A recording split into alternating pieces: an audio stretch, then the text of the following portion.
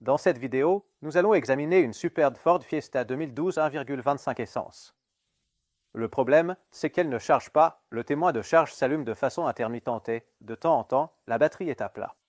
Nous avons contacté la hotline d'Electro-Partner et nous avons finalement décidé de la faire venir chez nous car elle présentait des pannes intéressantes que nous souhaitions approfondir. Et c'est exactement ce que nous avons fait. Ce qui est un peu particulier avec celle-ci, c'est qu'elle a reçu un nouvel alternateur, un alternateur de rechange.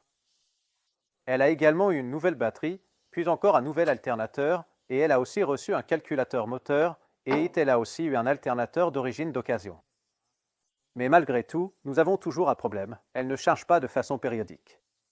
Alors, voyons de plus près ce que nous avons découvert sur cette voiture.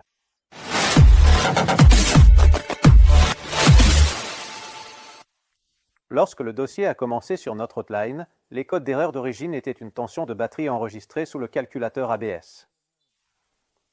Nous avions une erreur de communication U0120 dans le calculateur moteur.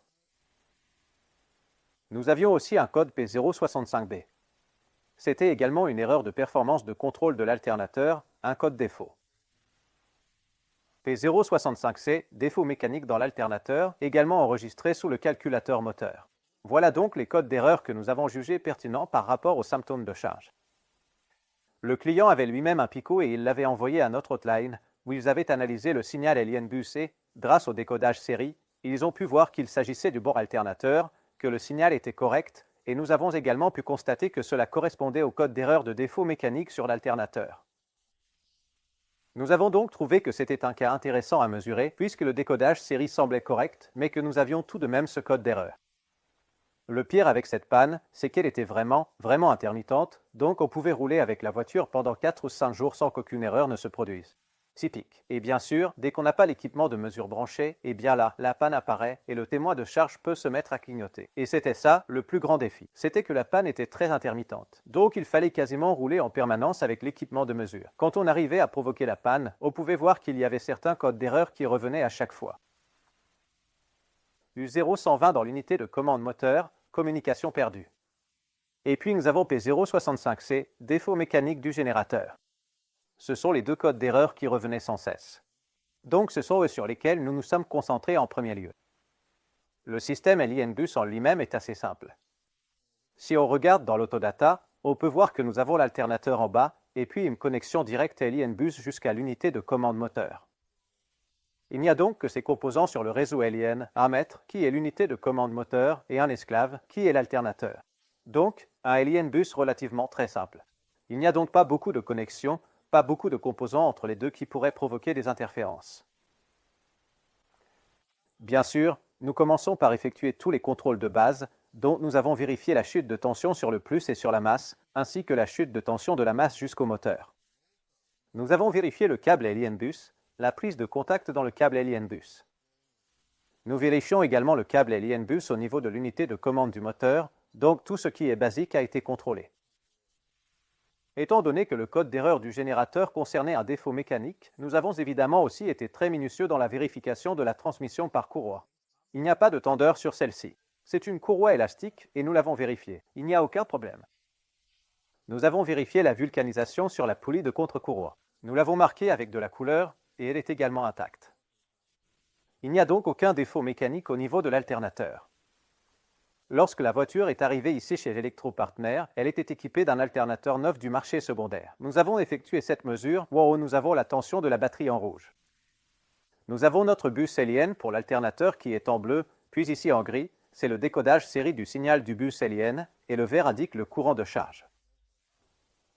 Lorsque la panne s'est finalement produite à l'atelier, alors que nous avions l'équipement de mesure branché, nous avons obtenu cette mesure. Et si vous regardez la mesure, on peut voir que le courant de charge augmente puis chute brusquement. Et c'est un schéma qui se répète tout au long de cette mesure. Et si l'on regarde à chaque fois que ça chute, on a ces marquages rouges, comme celui que l'on voit ici. C'est en fait le décodage série de ce signal du bus Alien. Donc, si l'on zoome sur le décodage série, on peut voir qu'aux endroits où c'est rouge, on a des protocoles un peu plus courts que là où ce n'est pas rouge. Si l'on zoome encore un peu plus, on sait maintenant que le 11, c'est l'esclave, donc cela veut dire que c'est le générateur. Ici, il a un protocole de cette longueur lorsqu'il n'y a pas d'erreur, Et quand il y a une erreur sur le générateur ici, le protocole est nettement plus court et c'est pourquoi il est rouge. Pour information, ceci s'appelle 9. C'est le mètre, donc cela veut dire que c'est l'unité de commande du moteur. Pour comparer, on peut essayer de passer à cette image-ci. C'est le même signal et l'INBus, mais c'est juste ici, quand il devient rouge, que nous débranchons la prise du générateur. Si nous zoomons, nous pouvons voir à nouveau. Nous avons le numéro 9, c'est le maître, et le 11, c'est l'esclave. Ici, nous avons un esclave avant de débrancher la prise, et ici, c'est l'esclave après que nous ayons débranché la prise. Donc, d'après ces mesures, nous avons dû conclure que le générateur, même s'il était neuf, présentait un défaut. Nous avons donc choisi de remplacer le générateur sur la base de ces mesures. Après avoir remplacé le générateur, nous avons obtenu la mesure ci-dessous. Si l'on regarde, il n'y a plus de marquage rouge sur le décodage série. Nous avons donc maintenant un signal Limbus parfaitement parfait. Mais malgré cela, nous avons toujours un problème. Il commence à charger puis il chute. Il charge, puis le courant chute à nouveau. Le lendemain, nous avons mesuré ceci sur le générateur, et là, on peut voir qu'il y a 2 coupures, mais, vraiment pas autant de coupures qu'il y en avait sur la mesure précédente. Cela montre un peu comment la panne change constamment, ce qui rend la mesure difficile. Donc, juste pour résumer, nous savons maintenant que ce n'est pas le générateur. Il a été remplacé plusieurs fois. Nous avons un signal Limbus sans défaut. Nous savons aussi que ce n'est pas l'unité de commande du moteur, et nous savons également que ce n'est pas la batterie. Donc, ce à quoi nous pensons maintenant, c'est est-ce qu'il pourrait y avoir un système de sécurité intégré dans ce générateur contrôlé par Limbus qui ferait qu'il s'arrête de charger de cette manière lorsqu'il tombe en panne? Le système de sécurité pourrait être déclenché par une température trop élevée, une surtension, une sous-tension ou une défaillance mécanique. Et ce sont les réflexions que nous avons à ce stade. Donc, nous comprenons bien que cela ait été un défi pour l'atelier qu'il avait à l'origine. Pour être sûr qu'il n'y avait pas de problème de surchauffe du générateur, nous avons mesuré la température avec un thermomètre infrarouge et, nous avons eu la chance de faire la mesure pendant que la panne se produisait. Et, lorsque nous avons eu des problèmes avec le courant de charge, la température n'était que de 26 degrés, donc nous pouvons en conclure que ce n'est donc pas une surchauffe qui désactive le courant de charge du générateur. Nous savons donc maintenant que la température est correcte. Il n'y a pas de défaut mécanique. Il restait donc 2 choses que nous voulions vérifier, la surtension et la sous-tension. Et une chose que nous avons remarquée en regardant la tension de charge, c'est qu'il pouvait effectivement y avoir des pics. Si on regarde la courbe rouge ici, on peut voir qu'il y a parfois ce genre de pic, de temps en temps, du côté des 12 volts. Et si on dézoome un peu, eh bien, on voit que ça se produit effectivement. Et là, en tant que mécanicien, on se demande, est-ce trop ou pas assez? Mais dans tout cas, cela nous a rendus attentifs à ce point. Est-ce que cela pourrait être la raison pour laquelle l'alternateur arrête de charger?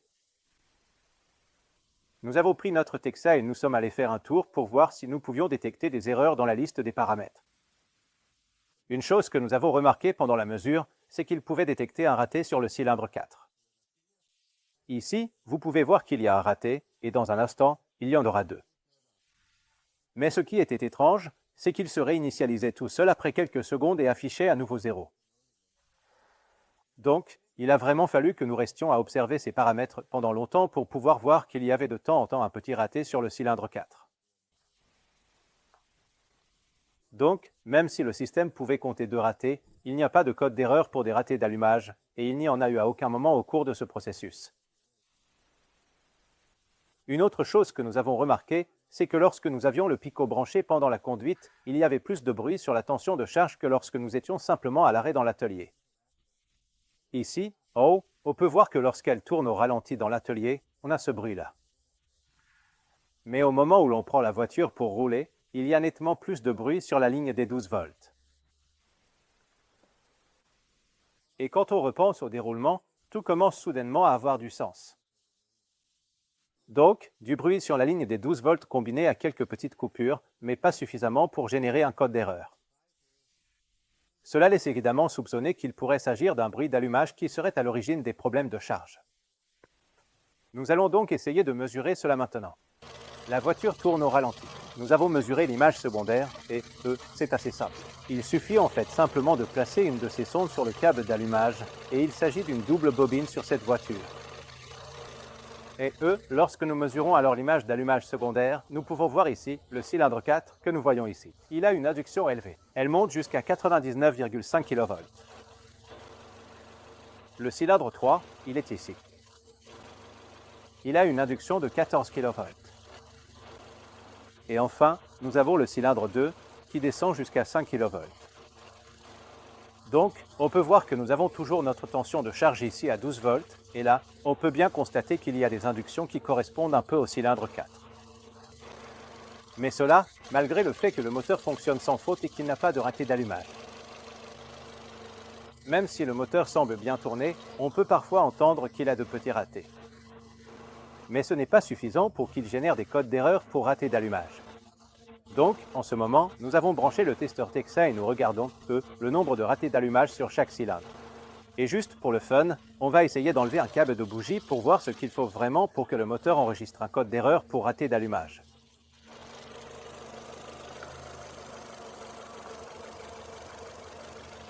Maintenant, le cylindre A est débranché et nous regardons ici les données du testeur. Il n'a rien enregistré. C'est quand même dingue.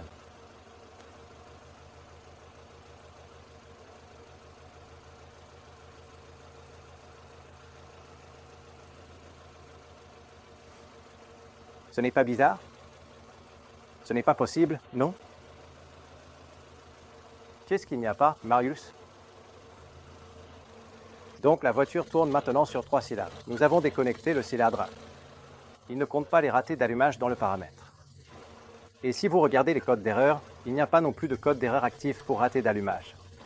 Donc en fait, c'est une gestion moteur étrange qui ne l'enregistre pas comme code d'erreur. Nous avons pu constater une grande différence de tension d'allumage entre les cylindres. Nous avons également pu voir qu'il y a une certaine relation avec la tension d'allumage, elle augmente, et nous pouvons l'observer dans le circuit 12 volts. Nous soupçonnons fortement que le problème de charge est peut-être dû à un bruit d'allumage trop élevé ou trop important. Alors, pourquoi ne pas essayer de démonter les bougies et les bobines d'allumage pour voir si nous pouvons détecter des défauts visuellement? Nous avons retiré les bougies et les avons examinées. Il n'y a rien de visible à première vue sur celle-ci. Ensuite, nous avons retiré la bougie et la bobine d'allumage, et comme vous l'avez probablement deviné, il y avait un défaut ici, et il n'était pas nécessaire d'aller plus loin. Nous pouvons donc déjà voir quel est le problème. Mais c'est toujours comme ça avec un diagnostic comme celui-ci. C'est facile d'être malin après coup, mais il n'y avait absolument rien qui laissait penser à un problème de combustion retardée. Rien du tout de ce genre quand la voiture est arrivée avec des plaintes concernant des problèmes de charge. Nous avons maintenant installé une nouvelle bobine d'allumage et nous avons roulé un peu avec pour être sûr que c'était bien ça le problème. Et c'était tout. Nous pouvons aussi constater un autre symptôme, nous avons remarqué que cela a un peu changé. C'était que, lorsque la voiture est arrivée ici avec le problème d'alternateur, nous avons été surpris de voir qu'elle utilisait énormément le ventilateur de refroidissement. Il était activé en permanence. C'était comme si le moteur était très chaud tout le temps, donc cela pourrait bien être lié au fait qu'il y avait ces ratés d'allumage, ce qui faisait que le catalyseur devenait très chaud. Nous pouvons également voir dans les anciennes hautes lignes ici que des ateliers demandent pourquoi le ventilateur de refroidissement fonctionne en permanence sur ces modèles. Cela pourrait être parce qu'il y avait peut-être un petit raté d'allumage qui chauffait constamment le catalyseur. Pour être tout à fait clair, nous avons effectué une mesure avant et après la réparation. Nous pouvons à nouveau voir ici la tension de charge en haut. Le courant est le bus Ln. Alors essayez de remarquer tout le bruit qu'il y a ici sur la ligne 12 volts avant la réparation, puis après la réparation avec la nouvelle bobine d'allumage. L'affaire a commencé lorsqu'un atelier a demandé de l'aide à la hotline d'Electro-Partner. L'atelier avait passé plus d'une semaine à chercher la panne, remplacé plusieurs pièces et nous avait envoyé de bonnes mesures prises avec le picot. Mais malgré cela, nous n'avons pas non plus pu voir de quoi il s'agissait. C'est pourquoi nous avons choisi de la faire venir ici chez Electro-Partner pour aller au fond des choses. Parce que nous aimons aussi chercher les pannes, surtout sur le bus Ln. La panne n'était pas ce que nous pensions au départ. Nous pensions qu'il s'agissait d'un mauvais type de générateur, ce que nous pouvions voir grâce au décodage série. Mais ce n'était donc pas ça, c'était la bobine d'allumage. C'était donc une panne intéressante, et bien sûr, nous avons rédigé un bulletin à ce sujet qui sera intégré dans le DDTSB. J'espère que cette vidéo vous a été utile et si c'est le cas, n'oubliez pas de lui mettre un like. Et nous aimerions faire plus de vidéos comme celle-ci. Et partagez aussi dans les commentaires si vous avez déjà eu une panne étrange à cause de parasites d'allumage. Merci d'avoir regardé.